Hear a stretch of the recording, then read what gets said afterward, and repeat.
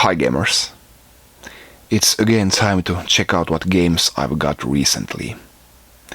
This episode is mostly Wii U, more than 50% of these games are for the Wii U, but I also have a couple of really exciting retro games here. Something not so common, but let's dive right in, shall we? I got actually 2 donations this time. First up from Jeff from the USA.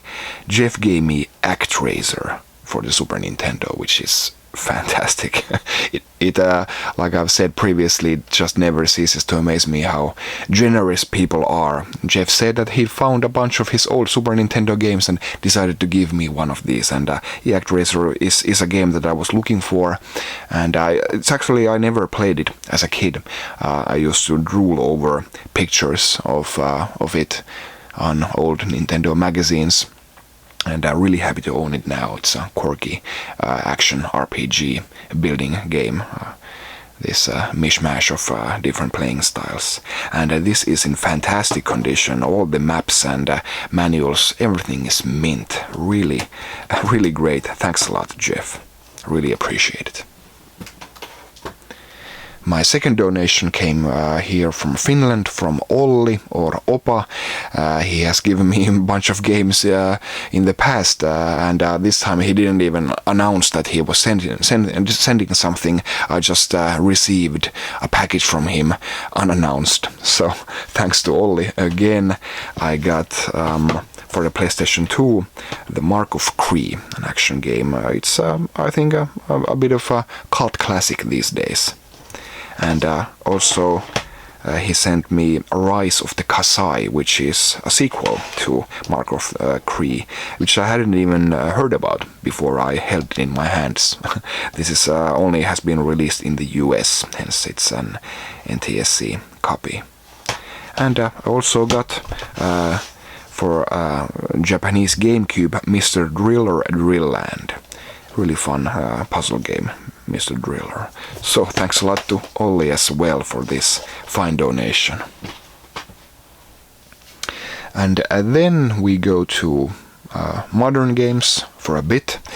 I got for the PlayStation 4 God of War 3 Remastered. This is actually just a promo disc, but happy to have it in my collection. I don't have too many PlayStation 4 games yet, at least.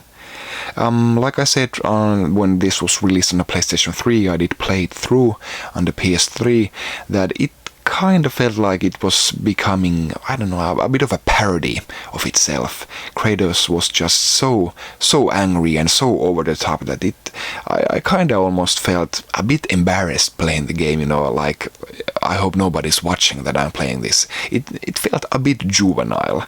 So I hope when they're gonna do the next God of War game, it has a bit of a more mature style in a truly mature way, if you know what I mean. But it's still, of course, a fantastic action game, and looks quite nice even to this day, especially in its remastered form.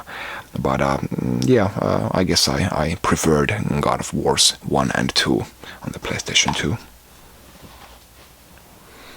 And then back to retro. Really happy about owning this. Finally, I got Mega Man 5. And Mega Man 5 is the most expensive original Mega Man game on the NES, and I had to. The European version is even more valuable, so here I have the US version of this. And actually a shout out to TV and Lust, who was kind enough to bid for this on my behalf, from an eBayer who didn't ship to Europe. So finally got this, and really happy to play it finally. And with this I have every single Mega Man and Mega Man X game that have been released for the NES, Super NES, and then onto PlayStation 1 and PlayStation 2. So I got the whole Mega Man and Mega Man X series now completed, so really happy about this finally. And then we get to the Wii U stuff. Here we have, I think we had in the past month something like 3 new games, which is actually a good month for the Wii U. Not that many games coming out for it these days, so 3 is plenty. First up, we got a Lego Jurassic World. This is something like, wait, let me check on my shelf there. 1, 2, 3, 4, 5. This is the 7th Lego game that that has been released on the Wii U. So definitely not a shortage of those. A second new release was Art Academy Italia. I think this is a download-only game in the US and possibly in Japan as well. So really happy that Europe got a physical copy of this.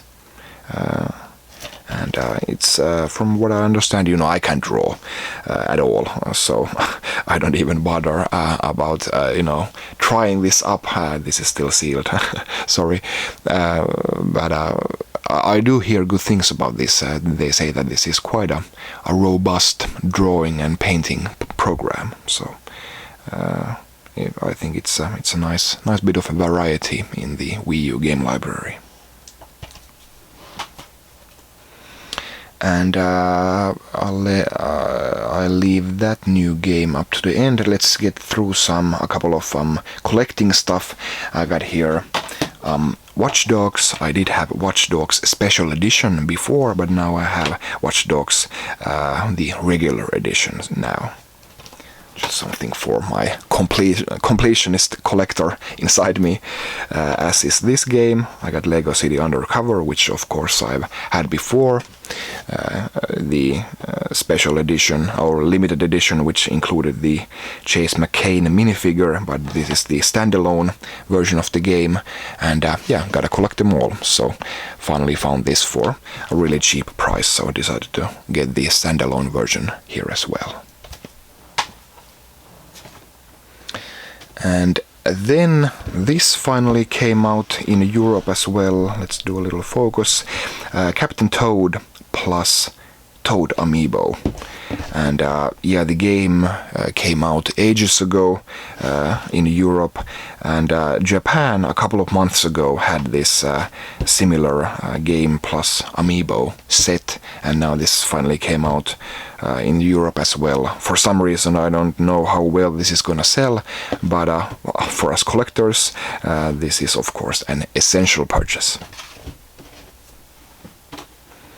And also got the same kind of box here for Yoshi's Woolly World, which includes the green yarn Yoshi amiibo, the similar packaging, and I have all of these amiibo sets.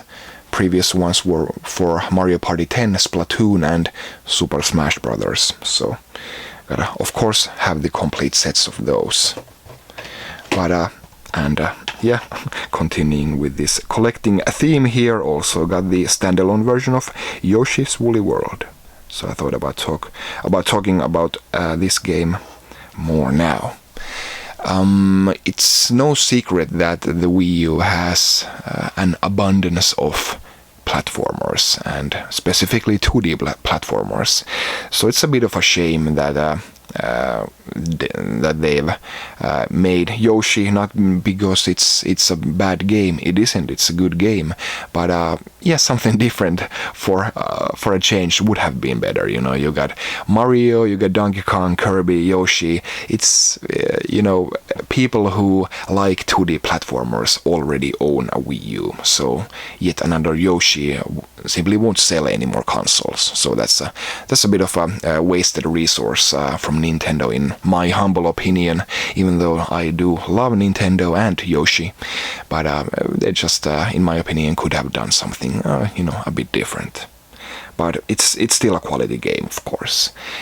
This looks gorgeous and sounds really adorable and plays great.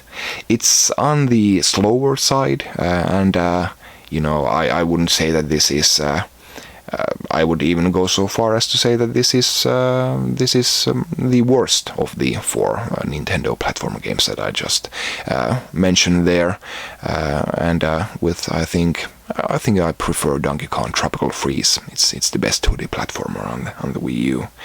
But Yoshi, it's a bit different. It's slower, and with the emphasis on throwing your eggs and taking your time going through the levels, finding each secret, which is fine by itself. But well, in my opinion, it's a great game, but just not the best of its genre, which is really well presented on the Wii U. And also got here one final pickup. I got a silver Mario Amiibo. Oscar helped me out with this, as he did last month with a golden Mario Amiibo. So thanks a lot to Oscar for helping me keep my Amiibo collection 100%. And that was it for this collection update. Thanks for watching. I'll see you next time. Bye.